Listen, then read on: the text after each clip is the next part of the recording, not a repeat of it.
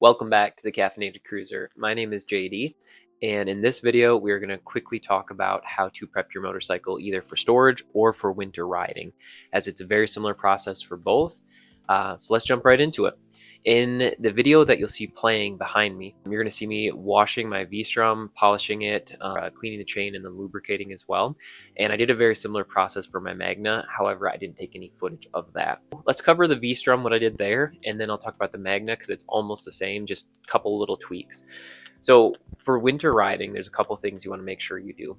Obviously, make sure your tires are aired up appropriately, whether you're riding or storing. It really makes a huge difference to make sure your tires are at the right PSI so you don't get weird flat spots. I put both the front and rear tire on thick foam pads that I got from Harbor Freight for about 10 bucks.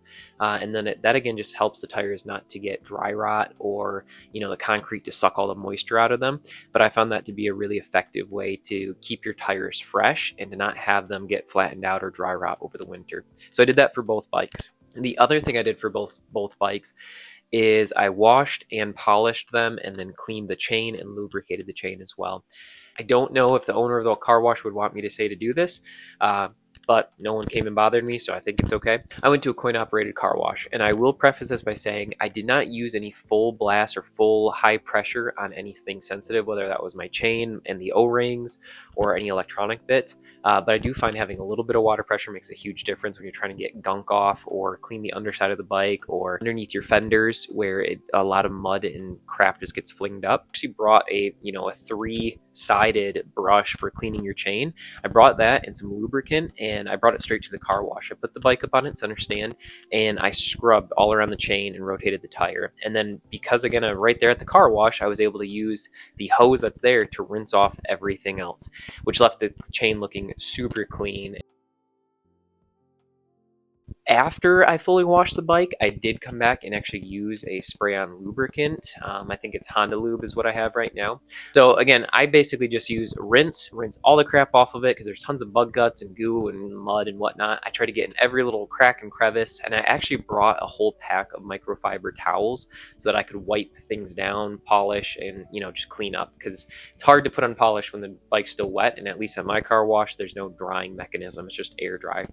Again, I came back then and lubricated the chain, and I like to let the lubrication or the chain lube sit for a little while before I ride off. So I sprayed that lubricant around carefully. I used a microfiber cloth behind it so I didn't get overspray onto the tire and overspray onto the brake calipers. Sprayed that all down, and then I got out, I believe it's Muck Off MO94, which is a really cool polish and lubrication and rust prevention compound that I found. And this is my first year using this, but so far I'm really pleased with what I'm seeing. I should have done a better job of getting true before and after pictures. So these ones of my bike just sitting in the driveway at different times of day with different lighting will have to do.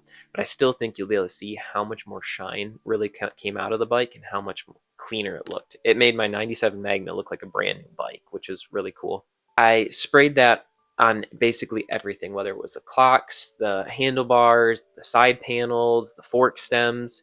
Again, being very mindful not to get it on the brake calipers themselves or the brake rotors.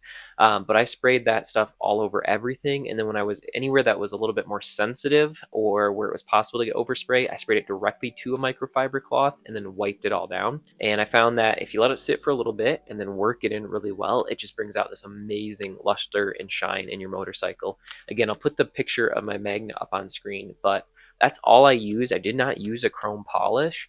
And the pipes coming off the Magna and the airbox covers and all those things, they look so good. There is just so much shine. And if you work it in enough with those microfiber cloths, it will not leave a greasy or sticky residue. I even took off the seat and sprayed it around like the rails underneath the seat where sometimes your seat can rub and start to wear away, powder coat and paint.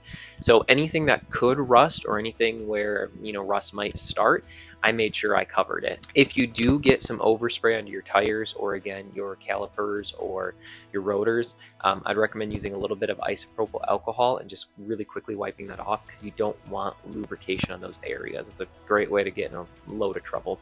If it's a light snow or a light winter, I do plan to be riding a lot, and I want to make sure that I do the best I can to protect the bike from rust, because honestly I really enjoyed the V-Strom and it's a really fun bike to ride. But with the Magna, so the Magna is carbureted, and a lot of people freak out about carburation, especially newer riders. But I found that two things that you should do that basically will make your carburetors have no issues. So what I use is a fuel enzyme or a fuel treatment that you just pour right into your gas tank, and that stops your gasoline from breaking down over the winter and turning into like a nasty sticky varnish that can gum up your carburetors. So fuel enzyme, fill the gas tank all the way up with premium gasoline, and then run the bike and turn off the petcock. This will actually starve the carburetors, and eventually the bike will just sputter out and die after it uses up all that gasoline that's left over in the carburetors.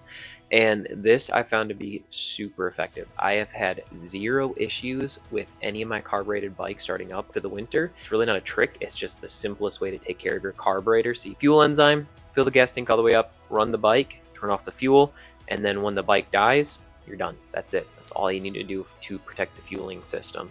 Now, I found that these two things will make any carbureted bike fire right up with zero issues for the winter. You also might want to do an oil change. I personally don't think it really matters that much whether you do an oil change before or you do an oil change after the winter. Everyone has a different opinion on it. I normally do my oil changes in the spring. If you do those things, your motorcycle will be just fine. Really, the only other thing that I would do on motorcycles with older batteries, you might want to hook up the battery to a trickle charger over the winter, and normally I add like a battery lead to my motorcycles themselves, so it's easy to just plug one in. If you do those things, you will have an awesome time in the spring, and your motorcycle will fire right up even with it being carbureted. So I think that pretty much covers it. That is how I prep my motorcycles. And again, the biggest thing for me for the V-Strom, which I'm riding all year, and why again I use that lubricating spray, is I wanted to make sure that while I ride, if there's salt on the road, I do as much as I can to protect my bike from rust itself. So other than that, I hope you guys learned something. I hope this was somewhat entertaining. And if you do have any questions, please leave comments below. I'll link below all the different cleaning products that I use, so that way you guys can find them easily. But again, if you have any questions, let me know. Other than that, please like and subscribe if this video was at all helpful or at all entertaining. We're almost to 100 subscribers, and I'd really like to keep growing this channel. So thank you to everyone who has already subscribed over this last month. So other than that, peace out, ride safe, keep two wheels down. Bye-bye.